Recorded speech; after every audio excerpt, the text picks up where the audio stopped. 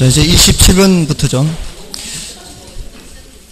부동산 투자회사법입니다. 27번. 부동산 투자회사 관련된 설명 중 틀린 것은 1번. 부동산 투자회사에 투자하는 경우 배당 이익과 시세 차익을 향유할 수 있다. 그렇죠? 주식이기 때문에 배당 이익도 있고 시세 차익도 넣을 수 있죠. 여러분들 혹시 주식 시장에 부동산 투자회사가 몇 개 정도 상장되어 있는지 아시나요? 말씀드렸었죠. 10개 안 돼요. 8개, 지금 조금 뭐 바뀔 수도 있겠죠. 제가 그때 알아봤을 때와는. 근데 그 전체 부동산 투자 회사는 한 160여 개거든요. 그러니까 5% 정도밖에 안 돼요. 근데 법적으로 부동산 투자 회사법상 이 상장 요건을 갖출 때에는 즉시 상장해야 됩니다.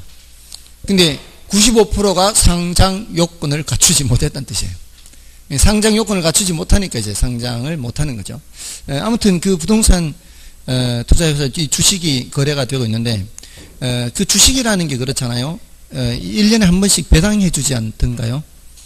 그래서 어떤 회사는 그 배당해 주는 이 배당 수익률이 2%가 넘는 데가 있어요. 정기금 금리보다 높은 데가 있어요. 수익률이. 그러니까 배당을 많이 해주는 회사죠. 이렇게 배당을 많이 해주는 회사의 경우에는 꼭 먹고 알 먹고가 되는 거죠. 정기금 금리보다 높은 수익률로 배당 이익을 얻고 또 시세 차익도 얻고 그렇게 이제 배당을 많이 해주는 그만큼 수익을 그만큼 낸다는 얘기 아니에요. 그럼 수익을 그만큼 내면 회사는 주가는 올라가게 돼 있죠. 그러니까 이제 꼭 먹고 알 먹고가 되는 거죠. 그런 게 일단 이 배당 이익과 시세 차익이죠. 배당 이익은 소득 이득에 해당하는 거예요. 시세 차익은 자본 이득에 해당하는 거예요. 그러니까 주식에도 소득 이득과 자본 이득이 있다는 얘기죠. 다음에 이번에 부동산 투자 회사란 자산을 부동산에 투자해 운영하는 것을 주된 목적으로 부동산 투자 회사법의 규정에 의하여 설립된 회사를 말한다. 맞죠? 다음에 자기관리 부동산 투자 회사는 자산 운용 전문 인력 5인 이상을 포함한 상근 임직원을 둘 수 있으며 지점을 설치할 수 있죠. 자, 이거는 실체형이니까 가능한 얘기죠. 근데 명목형은 이것을 할 수가 없죠. 명목형은 자산관리회사에다가 위탁을 해야 돼요. 그러면 그 자산관리회사가 부동산 개발, 투자, 처분 이런 업무들을 하게 되는 겁니다. 자, 그러니까 5번이 틀린 지문이 되는 거예요. 그 5번의 자산관리회사는 부동산 투자회사의 위탁으로 투자, 개발, 처분 이런 업무를 하는 것이지 그 자산의 투자 운영에 관한 자문 및 평가 등의 업무는 누가 하는 거예요? 부동산 투자 자문회사가 하는 거예요. 부동산 투자 자문회사. 그래서 그 키워드는 자문 및 평가입니다. 자문 및 평가. 그 자문 및 평가 등의 업무는 부동산 투자 자문회사가 하는 거다. 그래서 5번이 틀렸고요. 그 다음에 그 4번은 부동산 투자자 중 유동성을 선호하는 사람은 부동산 직접 투자보다 증권거래소에 상장되어 있는 부동산 투자회사에 대한 투자를 선호한다. 당연하죠. 이 주식은 거래하면은 3일째 되는 날 현금화할 수 있죠. 그러니까 예를 들어 오늘 팔면은 내일 모레 금요일인가요? 오늘이 수요일이면 금요일 날 현금을 만질 수가 있는 거죠. 그러니까 엄청 유동성이 높은 거죠. 정답은 5번이었고요. 그 다음에 28번은 부동산 정책에 관한 설명이다. 틀린 것은 1번에 지역지구제 실시는 생산 요소 가격이 일정하다면 원래의 주택가치 수준에서 그 지역의 주택 공급량을 감소시키는 게 아니라 증가시킵니다. 자, 요거는 뭐 중요도는 사실 조금은 낮았어요. 여기 이제 아까 정책론은 항상 어디서 출발한다 그랬어요? 여기서 출발한다 그랬죠. 정책에서 그 어떤 정책을 시행하게 되면은 여기서 출발하는데 지역지구제를 시행하면은 그 시행한다는 얘기가 이제 뒤죽박죽으로 사용되던 지역을 이제 뒤죽박죽으로 사용되던 지역을 이제 구역을 나눈다는 얘기 아니에요. 그럼 부의 외부 효과가 제거가 되는 거죠. 그렇게 되면은 수요가 일단 단기적으로 수요가 증가하죠. 그러면은 가격이 올라가죠. 이 가격이 올라가면은 기존 공급자가 어떻게 해요? 초과이윤을 얻게 되죠. 기존 공급자가 초과이윤을 얻습니다. 그럼 기존 공급자가 초과이윤을 얻게 되면은 돈이 되니까 공급을 늘리겠죠. 이제 이 사람들만 늘리는 게 아니고요. 새로운 공급자도 들어오게 돼요. 그걸 장기라 그래요. 장기. 공급이 새로운 공급자가 들어오고 또 규모를 기존 공급자는 규모를 늘리면은 공급 곡선 자체가 우측으로 이동하는 거죠. 근데 이제 어디까지 이동하느냐에 따라서 비용 증가 산업, 비용 불변 일정 산업, 비용 감소 산업 이렇게 되는 거죠. 근데 보통은 비용 일정 산업을 전제로 합니다. 그래서 다른 조건이 동일하다면 이런 말이 많이 나오죠. 그 원래 주택 가치 수준에서 이런 말이 나오는 거는 비용 일정 산업이라면 이렇게 되는 거죠. 이렇게 해서 공급이 증가하는 거죠. 올라갔던 가격이 그 과정에서 어떻게 해요? 내려가는 거죠. 올라갔던 가격이 그 과정에서 공급이 증가하는 과정에서 가격이 내려가고 그러면서 초과이윤이 사라지게 되는 거죠. 자, 요 분석은 임대료 보조 분석과 똑같지 않나요? 임대료 보조 분석과 똑같아요. 다만 이제 거기 임대료 보조에서는 여기가 저가주택 시장에 저가주택 수요가 증가하는 거고 요 공급 증가는 하향 여과를 통해서 공급이 증가한다. 요렇게 했던 거죠. 그래서 똑같은 가격 수준. 그래서 비용 일정 산업 가격이 일정하다면 생산 요소 가격이 일정하다면 원래 주택가치 수준에서 그 지역의 주택 공급량을 증가시킨다. 이렇게 해야 되죠. 1번 틀렸고요. 그 다음에 이번에 생산자와 소비자 사이의 세금이 어느 정도로 배분되는가는 수요와 공급 곡선의 상대적 탄력성에 달려있다. 그렇죠. 이렇게 상대적 탄력도에 따라 판단을 해야 돼요. 그 다음에 시장 실패에 대한 정부의 개입은 사회의 자원 배분을 보다 효율적으로 하기 위함이다. 그죠? 자원을, 시장 실패는 자원을 효율적으로 배분하지 못하는 상태이기 때문에, 요런 경우에 개입한다는 것은 자원을 좀 더 효율적으로 하기 위한 거고요. 그 다음에 공공임대주택의 공급은 사적 임대시장에서 수요의 탄력성을 높일 수 있다. 공공임대주택이 공급되면 임차인들의 선택의 폭이 더 넓어지죠. 선택의 여지가 많아질수록 탄력성은 커지게 되는 거죠. 그래서 맞고요. 다음에 정부가 사회적 목표를 달성하기 위해 시장에 개입하는 경우 사회적 목표는 형평성일 수도 있으며 효율성일 수도 있다. 이거는 뭐 옳은 표현이고요. 정답은 1번이었고요. 다음에 29번입니다. 자, 29번은 부동산 개발의 타당성 분석에 대한 설명이다. 틀린 것은 1번에 최종적인 투자 결정에 필요한 정보를 제공하는 것이 시장 분석의 목적이다. 자, 요거는 이제 우리 GCC 타투 이렇게 나누지 않습니까? GCC 타투 나눌 때 이걸 이제 넓은 의미의 시장 분석이라고 그랬죠. 이 GCC를 다 포함하고 있는 것은 이거는 이제 경제성 분석이다. 이렇게 시장 분석, 경제성 분석 이렇게 하는데 여기서 이제 각종 정보와 자료를 수집해서 여기에 제공을 하잖아요.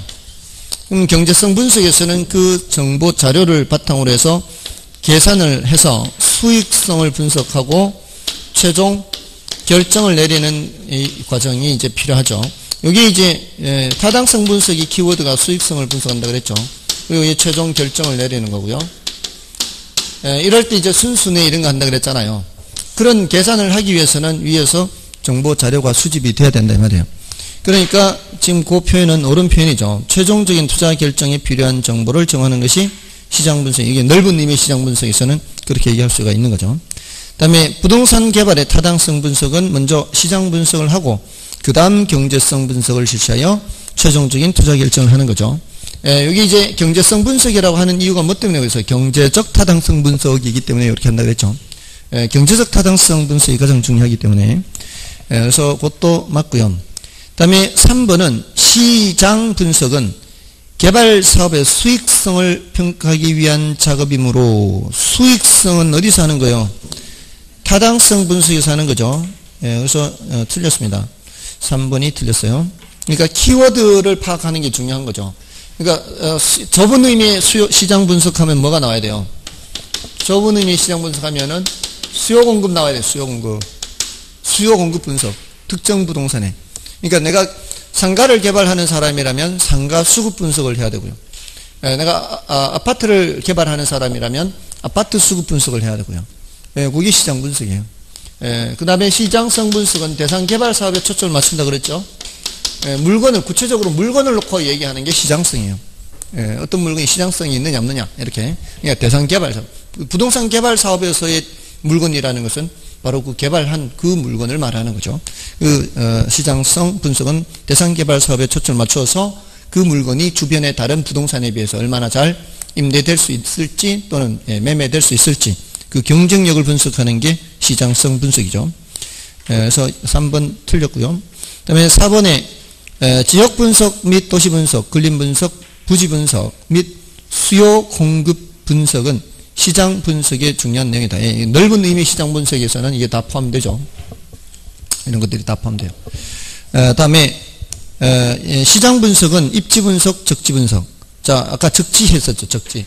이거는 땅을 갖고 있을 때 그 땅에 뭘 하는 게 좋냐 할 때 적지. 그런 경우에도 시장 분석을 할 수가 있고요. 또 신규 개발 사업 분석에 주로 적용되지만 기존 개발 사업을 분석하는 경우에도 써먹습니다. 시장 분석이 딱 꼭 한 군데만 사용되는 게 아니고요. 보통은 새로 개발하는 사업에 시장 분석을 하는데 이 신규 개발 사업이라든가 이런 데도 적용을 할 수가 있습니다. 그리고 심지어는 그 부동산 평가할 때도 할 수 있어요. 감정 평가할 때.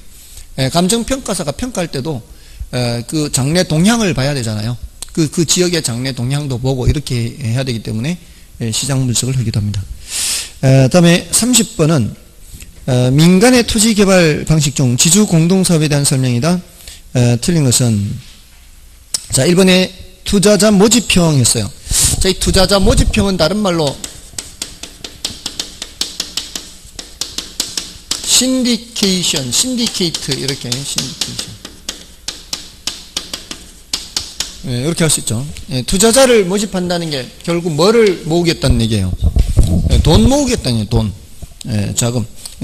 사업 시행자가 부족 자금에 대해 투자자를 모집하는 방식이죠. 이 경우 투자자의 이익 보장과 조합원 간의 이해관계 조정이 중요하다. 자, 여러분 혹시 정비 사업의 사업 시행자가 누가 될 수 있어요? 시도지사, 대도시시장, 시군구장 다 되나요? 그 밑에는 안 돼요. 조합은요, 조합. 조합은 시행자가 안 돼요. 네, 시행자. 조합이 시행자 가능하죠. 그죠? 시행할 때 이제, 그래서 왜 옛날에 보면은 무슨 재개발 구역 또는 재건축 조합하다가 보면은 한 사람은 빵에 가 있고 한 사람은 병원에 가 있고 그런 거 나오잖아요. 이게 알력이 많잖아요. 그럴 때 그 조합원들 있잖아요. 조합원들. 그 조합원들이 부담해야 되는 돈이 있을 거 아니에요.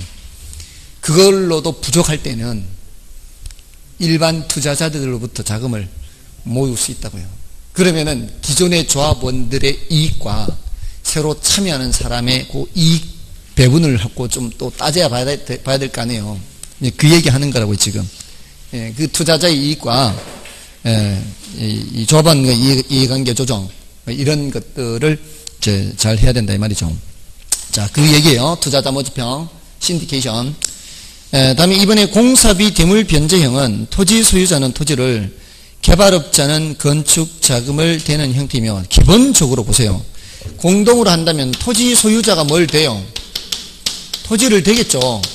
그럼 개발업자는 자본과 노하우를 대겠죠. 기본적으로 자본과 노하우. 노하우는 기본적으로 여기 있다 보면 돼요. 근데 노하우도 있고 돈도 있으면 다 누가 자력 개발하면 되는 거예요. 토지 소유자가 자력 개발하면 되는 거죠. 자, 근데 토지 소유자가 토지와 자금까지 되는 게 뭐예요? 이게 사업위탁 방식이잖아요. 사업위탁. 이것만 좀 독특하잖아요. 다른 것들은 토지, 자금, 노하우 다 있으면 뭐 하면 되는 거고요.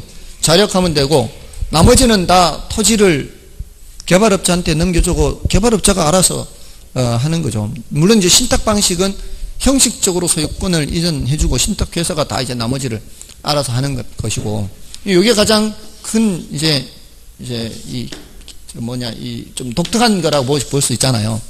그러니까 나머지는 이거 외에 나머지는 이제 그 개발업자가 자금을 대고 노하우를 투입해서 그 대가를 어떻게 나누느냐의 문제잖아요. 대가를. 그러니까 그 공사비 대물 변제액은 뭐예요? 이거는 물건으로 주는 거예요. 물건은 공사비에 해당하는 만큼을. 그럼 끝이에요. 그래서 개발업자는 건축자금을 대서 공사 완공 후 토지 소유자는 개발업자의 공사비를 물건으로 변제하고, 개발업자는 대물 부분을 분양하거나 지가 쓰거나 임대하거나 하면 되는 거 아니에요. 그 다음에 지주공동사업의 가장 큰 특징, 토지 소유자는 토지를 제공하고 개발업자는 개발의 노하우를 제공하여 개발사 비용을 서로 분산하는 데 있고요. 그 다음에 분양금 공사비 정산형은, 자 이건 뭐예요? 분양금으로 뭐를 정산하겠다? 공사비를 정산하겠다. 이건 위에 있는 2번하고의 차이점이죠.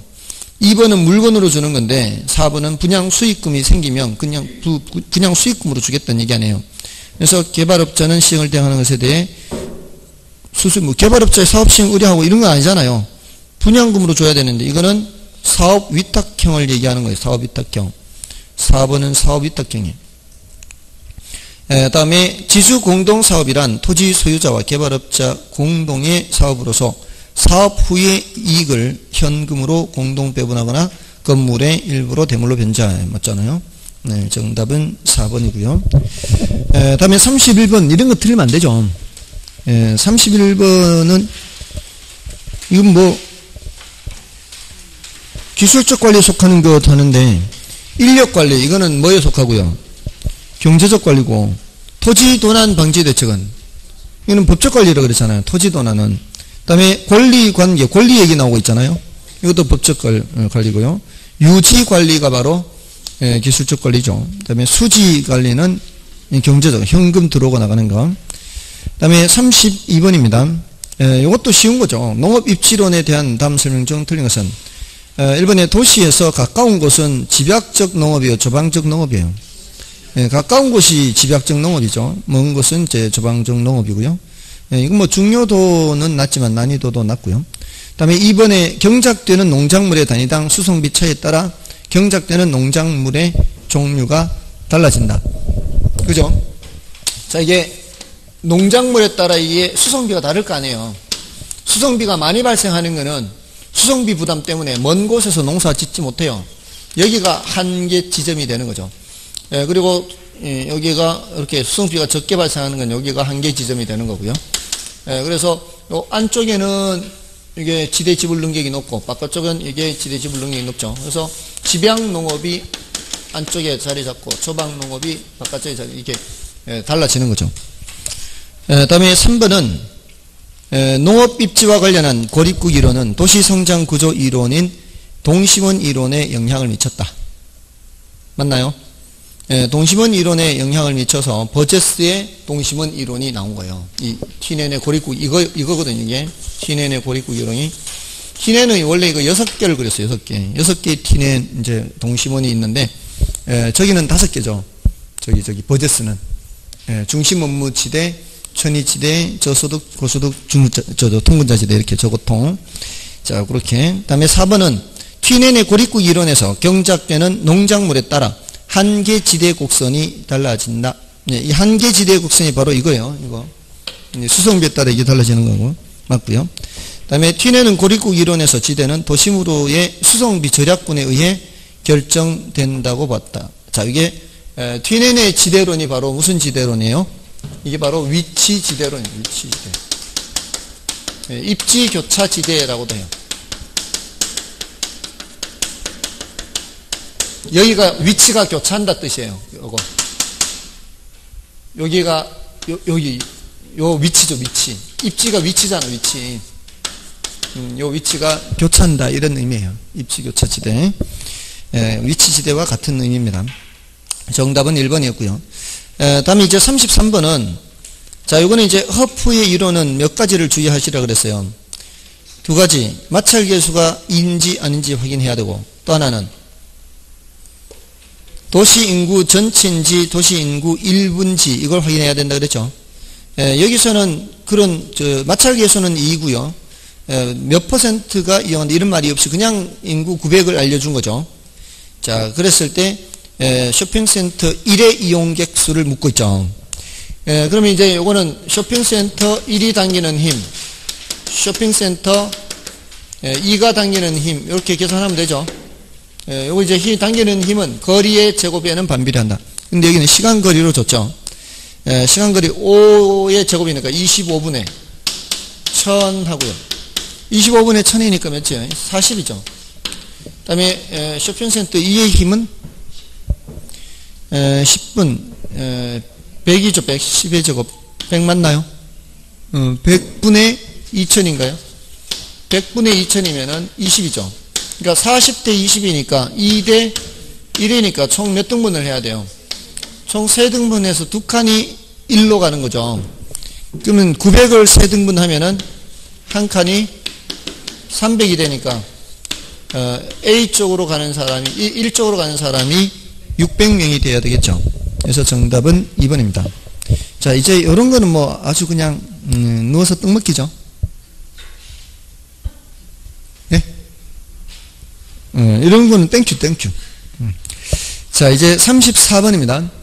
34번은 지역의 경제 기반 분석에 대한 설명이다. 틀린 것은 1번 지역 지수가 1보다 작으면 그 산업에 대해 그 지역이 의존하는 정도가 작으며 지역 지수가 1보다 크면 그 산업의 소득에 의존하는 정도가 크다고 본다. 맞죠? 다음에 지역 지수는 동일 산업에 대한 고용비의 전국대 당해 지역의 비율로 표시한다. 전국대 A에 대한 B의 비율. 전국이 분모, 지역이 분자 맞죠? 전국대 당해 지역의 비율 맞고요. 그 다음에 3번에 경제 기반 승수를 통해 기반 산업의 수출 부문의 고용 인구 변화가 그 지역의 총 인구에 미치는 영향을 예측할 수 없을까요? 예측할 수 있죠. 그 이제 5번을 거쳐서 할 수 있는 거예요. 5번. 그러니까 5번에 경제 기반 승수를 통해 기반 산업 수출 부문의 고용 인구 변화가 지역의 전체 고용 인구에 미치는 영향을 예측할 수 있거든요. 그러니까 이 경제 기반 승수라는 게 너무 오랫동안 출제가 안 되고 있고요. 그리고 지금까지 계속 LQ 위주로만 출제가 됐어요. LQ. 근데 요거는 이제 LQ를 일단 먼저 계산을 해야 얘를 계산할 수가 있어요. LQ를 계산해서 LQ가 1보다 크면은 수출 기반 산업이죠. 그러니까 1보다 큰 산업이 뭔지를 찾아야 돼요. 그래서 기반 비율을 찾아야 돼요. 기반 비율. 기반 산업의 비율. 기반 산업의 비율 분의 1이에요. 그래서 이 값이 예를 들어 뭐 기반 산업의 비율이 20%다 해서 0.2분의 1 해서 5가 나오면 이 5의 의미가 뭐라 그랬어요? 기반 산업의 수출 부문의 고용 인구가 1% 변하면은 전체 고용 인구는 5% 변하면 5%. 그러니까 5배의 영향이 있는 거죠. 그러면은 일자리가 얼마만큼 창출되는지에 대해서 알 수가 있죠. 그리고 일자리 하나당 딸린 식구들이 있을 거 아니에요. 그러면은 그 지역 인구 증가에 대한 예측도 할 수 있고요. 그러면 덩달아서 주택이 얼마나 필요할지 상가가 얼마나 필요할지 이런 것들을 함께 예측을 할 수가 있는 거죠. 그러니까 사실 이 LQ라는 게 그 출발점이 되는 분석이기 때문에 우리 시험에서 계속 이렇게 했던 거고요. 요거는 딱 한 번 시험에 언급됐어요. 지금까지. 근데 아무튼 출제가 되면은 요거 공식 정도는 기억을 해 두시고요. 다음에 그래서 3번은 틀렸죠. 3번 틀렸고 5번은 맞고요. 다음에 4번의 지역지수는 그 산업의 상대적인 특화 정도를 나타낸다. 상대적 특화 정도를 나타내는 거예요. 절대적인 것을 나타내는 게 아닙니다. 그러니까 여기 지금 20%인데도 기반 산업이 될 수 있다 이 말이에요. 20%인데도. 그러니까 어떤 지역이 A 지역이 농, 공, 상 이렇게 있으면 농업에 종사하는 사람이 20%, 공업에 종사하는 사람이 30%, 상업에 종사하는 사람이 50%라고 해서 A라는 도시가 상업도시다라고 하면 돼요? 안 돼요? 안 된다 이 말이에요. 이거는 전국에 비해서 따져야죠. 전국적으로는 여기가 10%, 여기가 30%, 여기가 60%라면 전국적으로는 상업에 종사하는 사람이 평균 60%인데 이 지역은 상업에 종사하는 사람이 60%가 안 돼요. 모자라요. 오히려 농업에 종사하는 사람이 전국 평균보다 높죠. 이럴 때 농업에 특화되어 있다 이렇게 얘기를 한다고요. 그러니까 상대적 특화도라고 얘기를 한다고요. 그래서 절대적 특화도가 아니고요. 상대적 특화도. 정답은 3번이었나요? 3번 있고요. 다음에 이제 35번. 자, 저당 유동화 개념에 대한 건데 이거 아마 자칫 실수해서 이것도 아마 틀렸을 거예요. 그 5번이 틀린 거죠. 5번이 틀렸는데 저당 유동화는 많은 재원으로 하는 게 아니죠. 재원이 많다면 굳이 할 필요가 없죠. 그래서 틀렸어요. 한정된 재원으로 하는 거죠. 한정된 재원으로. 많은 자금 수요자에게 자금을 공급하는 수단인데 이렇게 해야 되겠죠. 그래서 5번이 틀렸고, 자 1번은 저당 담보 증권의 투자자는, 자 이 저당 유동화 하면은 이제 머릿속에 저당 유동화 구조를 그려야 되겠죠.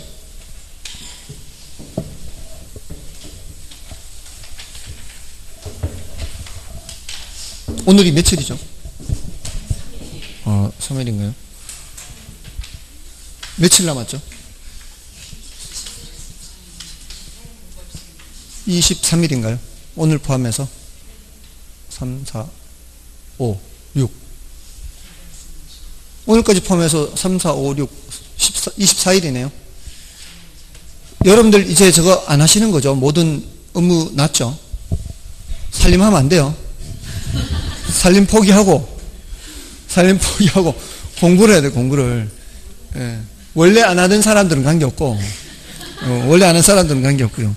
왜냐하면 시간이 시험 치고 나서의 1시간하고 시험 치기 전에 1시간 천지 차이죠. 아무튼 모든 에너지를 그쪽에다 몰아야 돼요. 다른 거는 하지 마시고요. 아무튼 내년에 또 이러면 안 되잖아요. 내년에 이러면 안 되니까. 아무튼 그 저당 유동화는 이렇게, 저당 유동화는 중간중간에 한번 이렇게 해야 잠을 깨죠. 그죠? 혹시 졸까 싶어가지고. 이 어릴 때 선생님들이 그러죠. 내 머리 이 뒤통수에는 눈이 달려있다고. 이렇게 쓰면서도 다 본다 이런 뜻이잖아요. 근데 그게 거짓말 같았는데 참말이에요. 다 보여요 사실은. 여기 앉아있으면은 누가 지금 딴 데 갔다 온다 이런 표정들에서 다 보여요.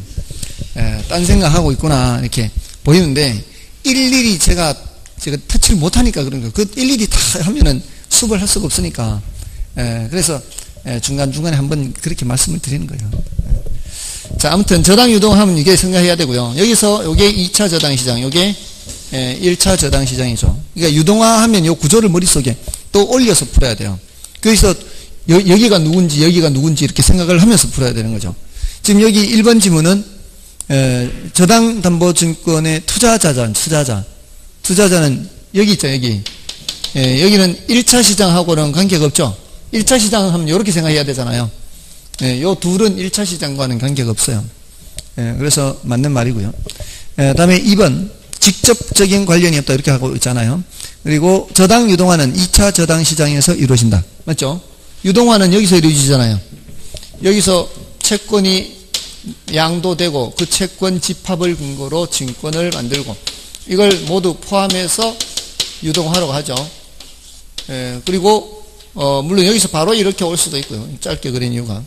그리고 이게 반대 방향으로는 뭐가 흘러가요? 자금이 흘러가죠. 자금이. 그러니까 자금이 공급되는 시장 해도 2차 시장. 공급된 자금이 대출되는 시장 하면 1차 시장. 이렇게 해야 되겠죠. 그래서 2번 맞고 3번은 저당 유동화란 주택 저당 채권 또는 저당권을 증권의 형태로 자본시장에서 매각하여 자금을 조달하는 것을 말한다. 맞죠? 자금을 조달해서 1차 시장에 공급을 하잖아요. 다음에 4번은 저당 유동화를 통해 1차 금융기관의 유동성 위험이 감소하죠. 유동성은 높아지고 유동성 위험은 감소하는 겁니다. 정답은 5번이었고요. 다음에 36번. 자, 이거는 워낙 자주 있는 것이라 이거는 다 맞춰야 되지 않을까요? 그죠? 1번에 그 수요 공급의 원칙이죠. 수요 공급의 원칙이란 초과이윤은 경쟁을 유발하고 경쟁에 의해 초과이윤이 소멸된다는 원칙이다. 자, 이거는 경쟁의 원칙이죠. 초과이윤이라는 거는 초과이윤, 경쟁이라는 경쟁의 원칙에서 등장하는 용어다 이렇게 생각하시면 돼요. 그래서 1번 틀렸고요. 그 다음에 2번에 동일한 효용이라면 가격이 낮은 것을 선택하겠죠.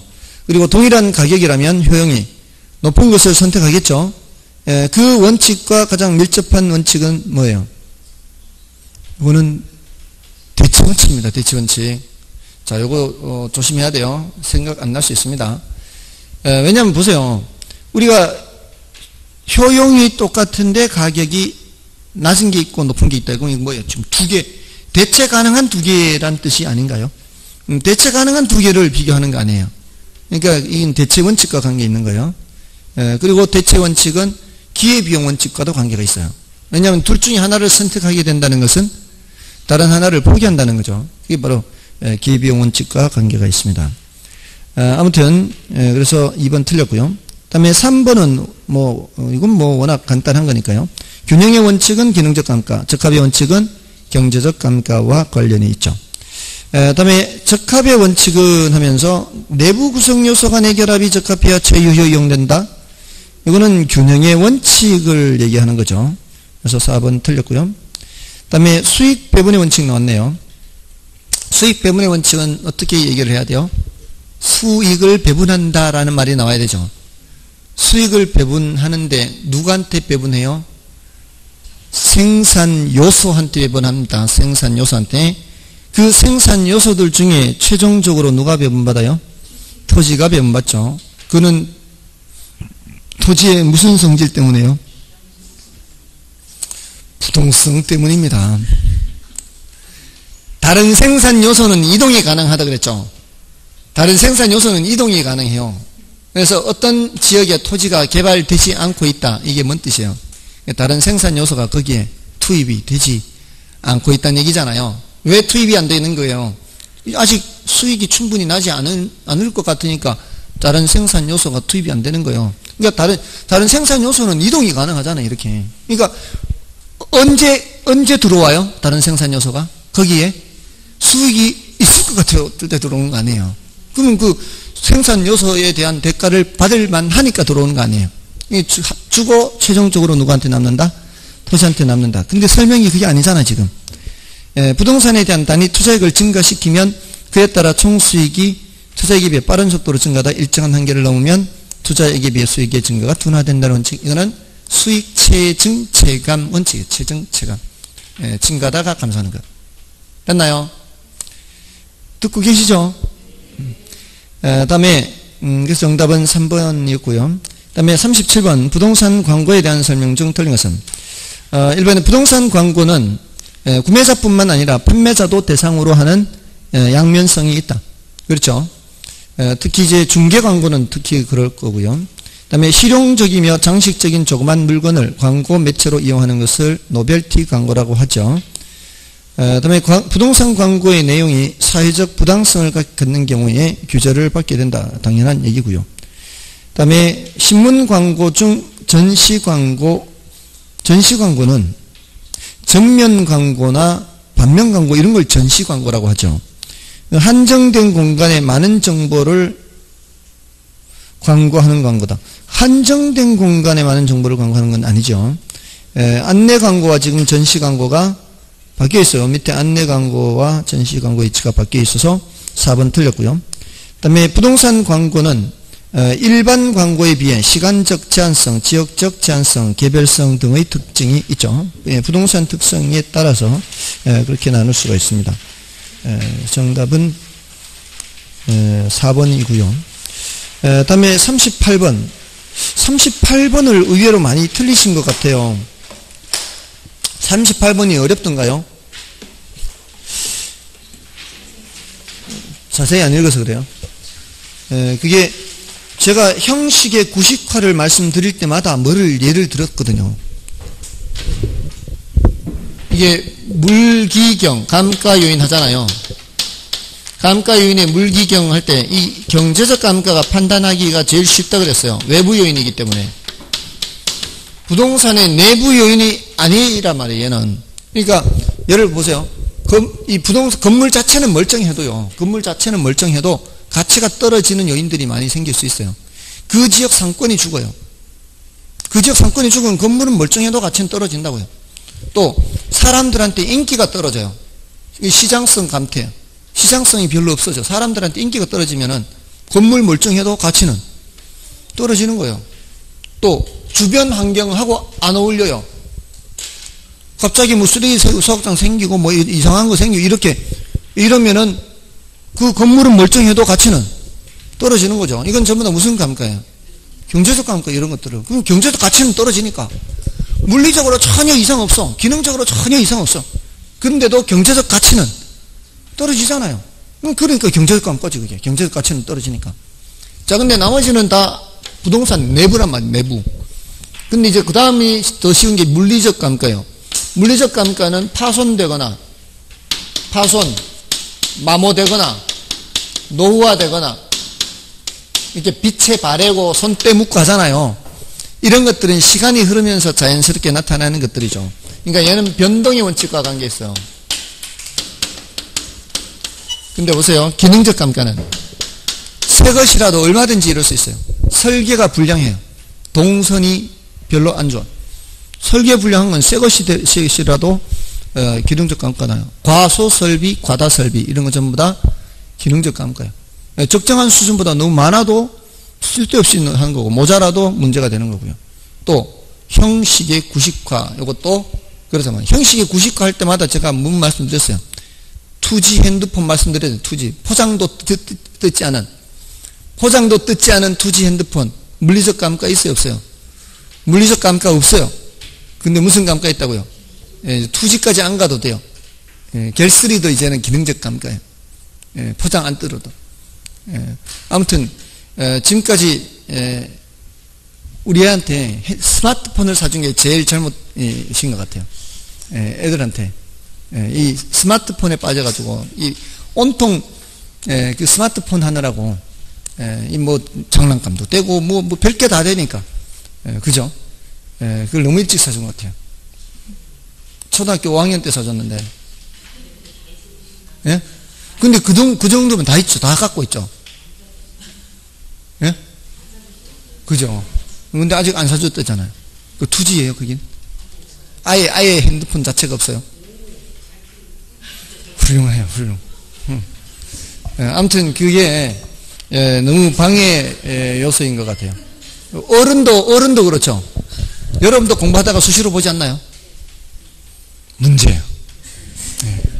그 실험을 했는데 학생 이제 공부 잘하는 애와 잘하지 못하는 애를 이제 1시간인가 이렇게 촬영을 했어요. 공부하는 거 공부하러 들여보내고 이제 촬영을 이제 했는데 공부를 잘하는 애는 자기가 계획한 그 시간이 끝날 때까지 한 번도 핸드폰을 만지지도 않아요. 보지도 않고.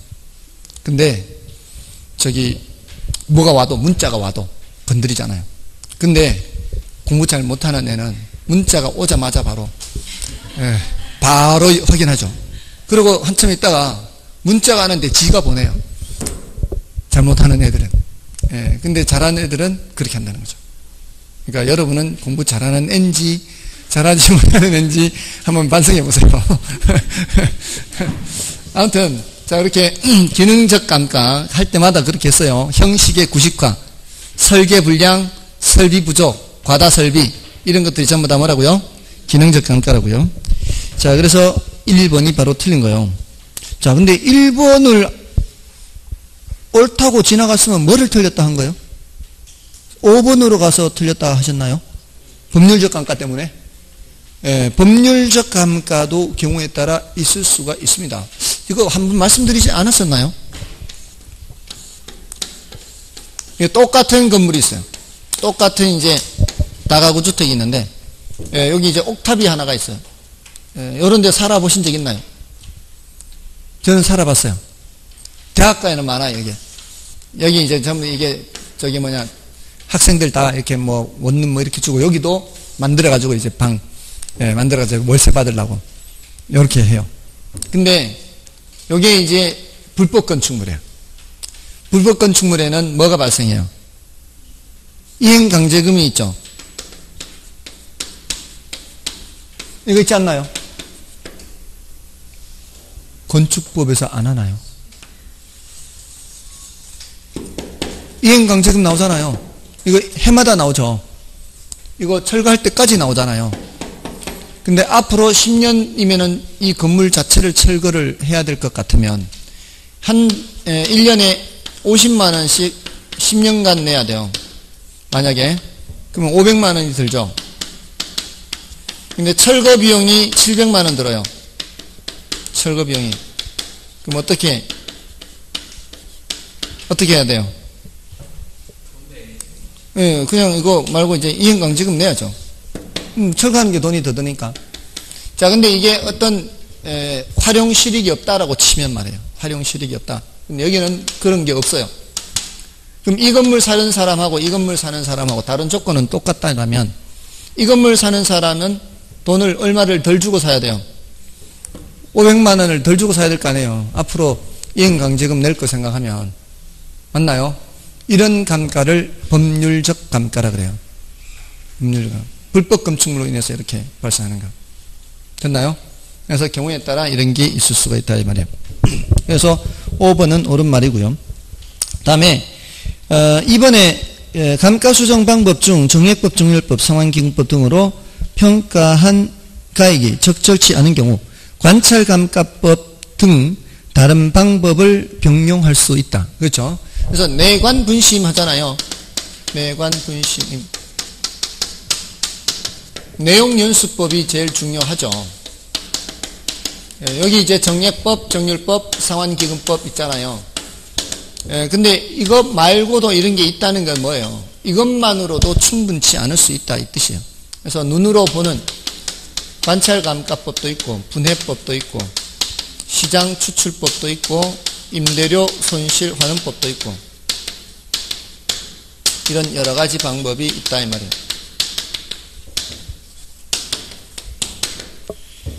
자, 그래서 맞고요. 그 다음에 3번은 기업 회계상의 감가상각은 원가 배분에 중점을 두나 감중평가의 감가수정은 경제적 가치 판정에 중점을 둔다. 맞죠? 그리고 요 이제 감가상각하고 감가수정 비교하는 거를 한꺼번에 정리를 해놔야죠. 감가수정은 뭔가가 적용이 잘 된다 그랬어요. 관찰감가 적용되고 경제적 감가 적용되고 토지에도 적용되고 근데 감가상각은 적용이 안 되고 그리고 재조달 원가를 기초로 하면은 감가수정, 취득 원가를 기초로 하면은 감가상각 이렇게 비교를 좀 해두시고요. 다음에 감가수정 방법 중 상환기금법은 건물 등의 내용 연수가 만료하는 때의 감가 누계 상당액과 그에 대한 복리 계산의 이자 상당액분을 포함하여 당해 내용 연수로 상환하는 방법이다.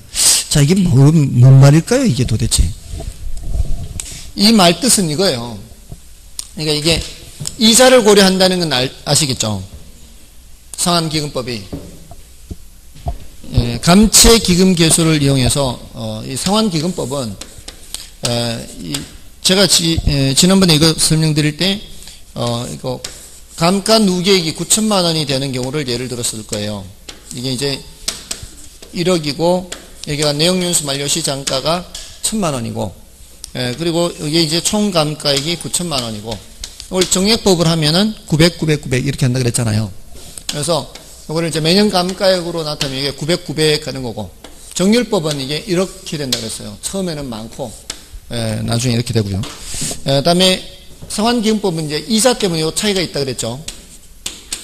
예를 들자면 이제 이자율에 따라 다르겠죠. 요게 800이고 위에가 900이라면 900. 감가 누계액은 어떻게 된다 그랬어요? 감가 누계 이렇게 해서 9,000 이렇게 되면 이거는 정액법이죠. 정률법은 첫 해 바로 2,000 막 이렇게 되거든요. 그러니까 이렇게 되는 건 뭐예요? 정률법. 이게 누계액이에요, 누계액. 근데 상환기금법은 어떻게 올라가요? 8일은 8, 8이면 이렇게 올라갈 거 아니에요. 맞나요? 그럼 여기에 감가 누계액이 얼마예요?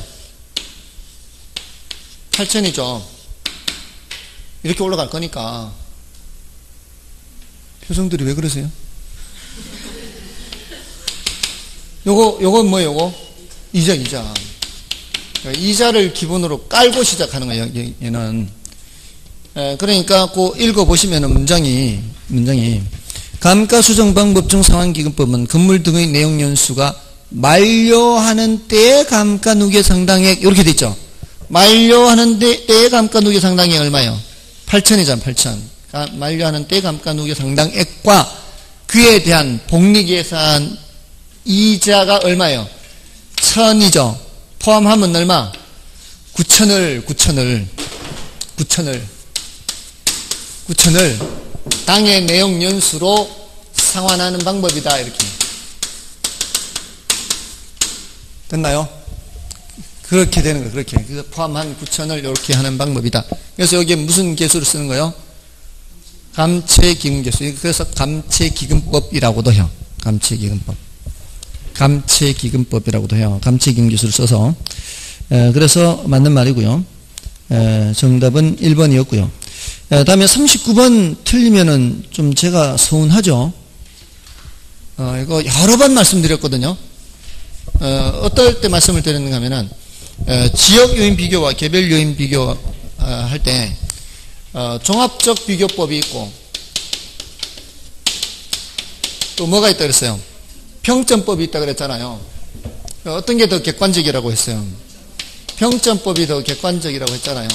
그 평점법 설명할 때마다 가, 접, 환, 행, 획, 기 이렇게 해서 가로 조건, 접근 조건, 환경 조건, 행정 조건, 획지 조건, 기타 조건 하면서 획지 조건이 들어가 있으면은 개별 요인 비교하는 거고 빠져 있으면은 지역 요인 비교다. 이걸 할 때마다 했는데 그럼에도 불구하고 이거를 못 맞췄다는 거는 감정평가론만 들어가면 귀를 닫는 것 같아요. 감정평가론만 가면 귀를 닫아서 아무리 얘기를 해도 이제 흡수가 안 되는 거예요. 들어가지 않는 거죠. 혹시 그러지 않나요? 아직 기회는 남아있어요. 백선이 남아있습니다. 백선이. 아직 한 번 더 이런 얘기를 한 번쯤은 더 할 수도 있어요. 다음 주 두 번에 걸쳐서 100문제를 50문제, 이제 모의고사 형식이 아니고 이제 주제별로 이제 1번 첫 번째 이제 총론부터 주제별로 그렇게 할 거예요. 아무튼 획지 조건이 들어가 있으면은 요거는 개별 요인 비교 항목이에요. 그래서 정답은 5번이에요. 5번. 다음에 그 40번에 40번 문제는 이제 개별 요인 비교치를 묻는 건데요. 이거는 뭐 사례분의 대상 이렇게 푸는 게 아니고 가중 평균 개념을 알면은 풀 수가 있는 거죠. 총 몇 제곱미터라고 돼 있어요. 총 3,000제곱미터인데 그 중에서 1,200제곱미터는 뭐예요? 1,200제곱미터는 환경사인가요? 그 다음에 1,800은 평지. 자, 평지는 감가 요인이 있어요, 없어요? 감가 요인이 없죠. 근데 1,200제곱미터는 감가 요인이 있죠. 얼마 감가요? 20% 감가가 되죠. 자, 이게 3,000제곱미터가 전부 다 평지라면 인근 표준 획지의 가치와 똑같을 거 아니에요. 100% 가치가 있을 거라고요. 근데 환경사 부분이 있으니까 100%보다는 낮을 거란 말이에요. 근데 전부 다 환경사라면 몇 %예요? 전부 다 환경사라면은 80% 가치밖에 안 나갈 거 아니에요. 전부 다 20% 빼야 되니까. 근데 다행히도 전부 다 환경사는 아니기 때문에 80%보다는 가치가 높을 거고 100%보다는 낮을 건데 요게 반반이면은 딱 몇 프로가 될 것이고 90%가 될 것이고 그게 가중평균 개념이 이제 출발해요. 근데 뭐가 더 많아요? 평지가 더 많으니까 90%보다는 높을 거 아니에요. 그러니까 90% 밑으로 나온 거는 일단 틀린 거예요. 전부 다 90% 넘었어요? 왜 제가 이렇게 만들었지? 아무튼, 예, 이걸 이제 감각적으로도 90%보다 높겠구나 이게 나오는 거죠. 예, 근데 이제 정확하게 하려면 이제 계산을 하면 되지. 얘가 몇 %예요? 반반이 아니고 여기가 40%, 여기가 60%잖아요. 그러니까 이게 가중평균 개념이요. 이 40%에 대해서는 몇 %의 가치가 있어요? 80%의 가치가 있고, 더하기 60%에 대해서는 100%의 가치가 있을 거 아니에요. 더하면 이게 가중평균 개념이라고요. 6대4 이렇게 가중치. 그럼 32% 더하기 60% 해서 92% 이렇게 할 수 있는 거죠. 맞나요? 92%. 자, 근데 이거를 이렇게 풀어도 되고요. 다른 방법으로 풀어도 돼요. 조금 전에 이제 말씀드렸던 방법으로 푸는 건데요. 예를 들어서 전체가 다 평지라면 몇 % 가치가 있다고요? 100%라고 그랬잖아요. 근데 20% 감가되는 부분이 전부 다가 아니고 여기 일부 40%가 몇 프로 감가가 돼요? 20% 감가가 되잖아요. 20% 감가. 그러면 요거 40%는 몇째? 0.4잖아요. 0.4에 대해서 20% 감가되니까 몇 프로 감가요? 8% 감가니까 100%에서 8%를 빼도 나오는 거죠. 예, 그래서 92%의 가치가 있는 거죠. 됐나요? 그렇게 해도 돼요. 예, 그 가치가 하락한 부분만큼을 빼주는 거죠. 됐습니까? 편한 대로 풀면 돼요. 편한 대로. 대신 이제 이런 거 계산할 때 40% 곱하기 20% 하면은 몇이에요 이거? 800이죠. 800% 이렇게 두 개를 써야 되잖아요. 그러니까 불편하죠. 근데 퍼센트라는 개념 자체가 어차피 요거는 곱하기 100분의 1이란 뜻이에요. 그러니까 하나를 없애기 위해서는 곱하기 100분의 1을 해야 돼요. 그럼 결국 8%하고 똑같아요. 근데 불편하잖아요. 그러니까 퍼센트 두 개를 곱할 때는 뭐로 바꿔야 돼요? 하나를 숫자로 바꿔서 하라고요. 이게 퍼센트는 100분의 1이잖아요. 퍼센트. 퍼가 뭐뭐당이란 뜻이죠. 센트, 100개당 이런 뜻이죠. 요거도 있어요. 이건 동그라미 3개짜리. 이거는 1000분의 1이에요. 1000분의 1. 이건 퍼밀이라고 그래요. 퍼밀. 4개짜리는 뭐라고 할까요? 이거는 베이시스라고 해요. 베이시스. 그러니까 얘는 이제 이런 경우죠. 이건 800 베이시스 이렇게.